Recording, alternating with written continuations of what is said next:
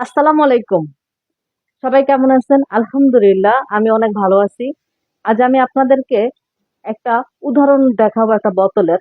কারণ আমাদের নিজের যোগ্যতাটা কেন থাকে না কোথাও। দেখেন, একটা বোতল, এই বোতলটা নিয়ে আমি আপনাদেরকে উদাহরণটা দেখাই। এই বোতলটা যদি সাধারণ কোনো হোটেলে যদি যায় তাহলে আপনার কত টাকা রাখে? 20 টাকা। কিন্তু একটু বড় যখন কোনো রেস্টুরেন্টে যায় তখন এটার দাম হয় 30 থেকে 35 টাকা। এছাড়া দেখেন কোনো ফাইভ স্টার নামক যদি আরো কোনো রেস্টুরেন্টে যায় তাহলে ওই জায়গার ভিতরে এটার দাম হয় আপনার 150 থেকে 100 থেকে বা 150 টাকা।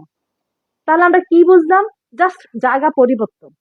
তাহলে এখান থেকে একটা শিক্ষা পাইলাম যে আমরা যদি আমাদের নিজের যোগ্যতাটা যদি অর্জন করতে চাই, নিজেকে যদি ভালো জায়গাতে উপস্থাপনা করতে চাই, তাহলে আমাদের নিজের যোগ্যতাটা বাড়াইতে হবে, প্লাস আমাদেরকে জায়গা পরিবর্তন করতে হবে।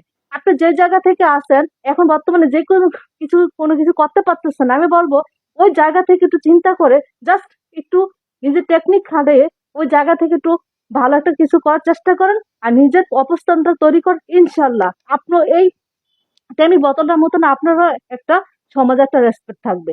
তাহলে কেন আমাদেরকে সমাজে মূল্যায়ন করা হয় না? কারণ আমরা নিজের যোগ্যতাটা বাড়াইতে পারি না। তাহলে এখন থেকে বুঝবো যে আমাদের নিজের যোগ্যতাটা দরকার। তাহলে আমরা নিজের ওই জায়গা থেকে নিজেকে ভালো একটা জায়গায় পৌঁছাতে পারবো। আসসালামু আলাইকুম।